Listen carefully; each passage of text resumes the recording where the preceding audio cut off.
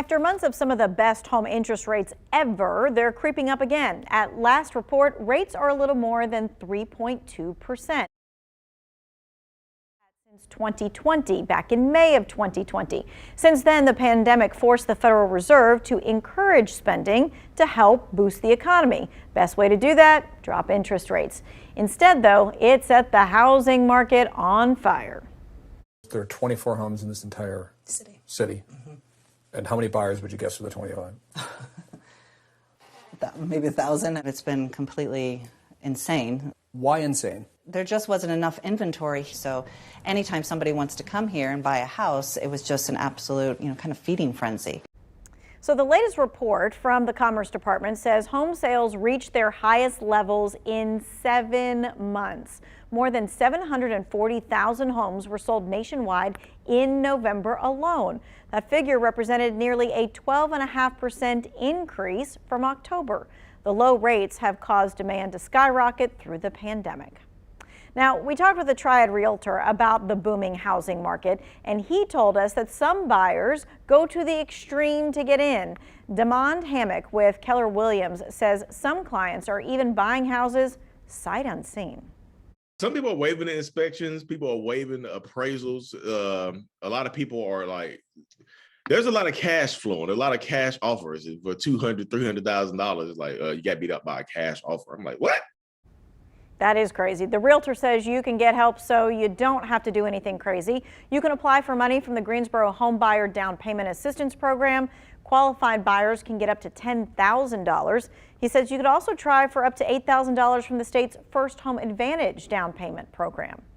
Now, some companies are trying to take advantage of the crazy housing market right now, which means that you could be getting cold called from companies trying to buy your house. A broker we spoke with says you kind of got to keep your guard up. Are these legitimate offers? Probably so. But if you consider the real estate market, convenience comes at a cost. Free, sometimes I say free is really expensive.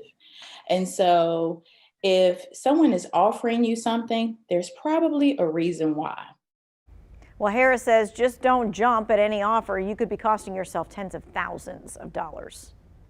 My advice to anyone is hire a professional, because the purpose of a real estate agent is to make sure that sellers get the most amount of money for their homes. These companies that are reaching out to you, yes, they will give you an amount of money for your home, but it will not be as much as you would make if you actually put your house on the market. Now, while a lot of money is moving around in the Triad real estate wise, experts warn one group is just missing out. They say racial inequality is getting worse. The Census Bureau says that the gap in home ownership was already big going into 2021. Nearly 75% of white people owned a home. About half of Hispanics did, and 45% of black people owned a home. Now, as home values surged up, that means that more white people would be able to see a net worth increase compared to other groups. Add to that, first-time home buyers keep losing in bidding wars for properties. They typically need a loan and can't compete with all of those cash offers we've been hearing about. If you're low wealth, if you're a renter, it can be a burden because those spiking prices can mean higher rents, or it can mean pressure from landlords to evict a tenant simply because they feel they can replace that person with someone who can pay higher rents. People from historically marginalized groups are certainly in danger from this hot market. Well, economists we talked with say people are missing out on thousands of savings because they choose not to refinance their homes with lower interest rates. Now, we're going to get another look at racial disparity when it comes to that as well. Despite the prospect of saving thousands of dollars off their loans, many homeowners are not refinancing their mortgages and may be missing out on historically low interest rates. That's especially true for minorities. Consumer Reports says only 6% of all refinance applications come from black borrowers. Latino homeowners represent only 9% of that application process. Consumer Reports says applying for a refinance loan can get really overwhelming. The COVID-19 pandemic hit communities of color especially hard, making the process even more burdensome. Now, it is hard to find a place to buy right now. So rental prices, well, they went up all at the same time too. High rent and a competitive housing market has all of us kind of wondering what's going to be the best for everyone at large. WFMY News 2's Tracy McCain dug into why experts say you're better off buying.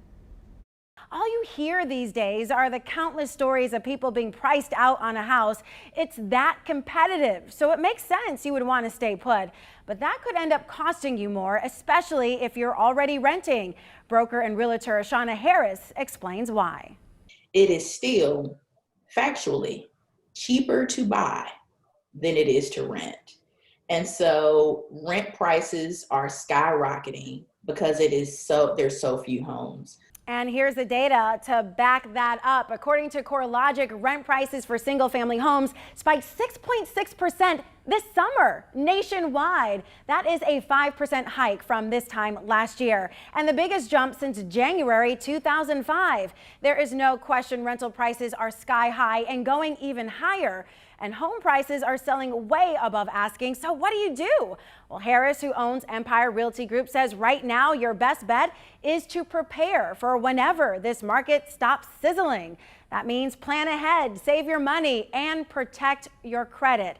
It's amazing, really, the major trickle-down effect we're seeing in this hot housing market. Home prices are up, building materials are up, rental prices are now up.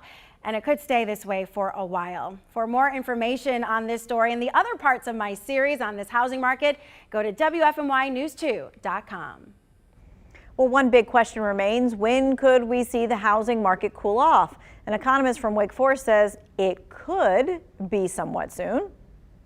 In the next 6 months, I would be surprised to see if conditions in the housing market look like they do now because of credit market tightening, because of the demand's just going to dry up because there's a fixed number of people who are looking for these units. Well, McFall says even when demand slows down, we could still see supply issues in the housing market for quite some time.